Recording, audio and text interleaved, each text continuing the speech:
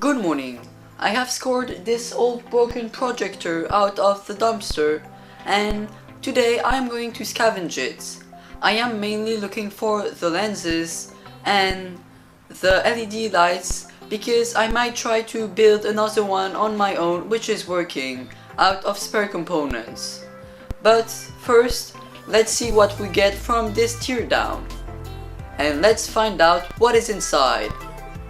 Logic DIY. Think, build, and repair.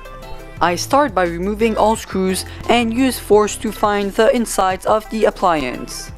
A quick tip of mine is to use a paintbrush to easily remove the dust from the electronic boards.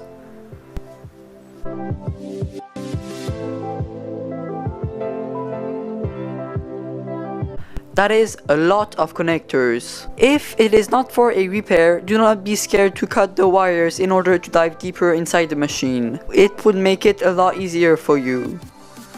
What a massive heatsink!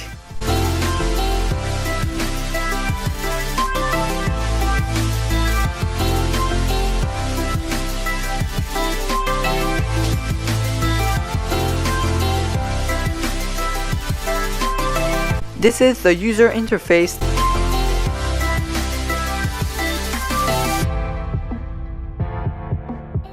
And that might be LEDs.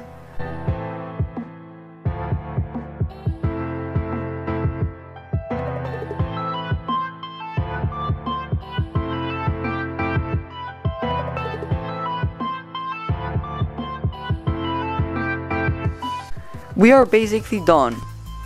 Here is the quick recap.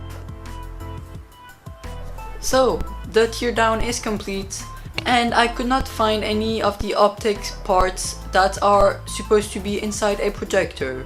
Thus, I think that it was more of a media user interface, which is very cool given that it had 7 HDMI inputs, 2 HDMI outputs, and at least 20 VGA connectors.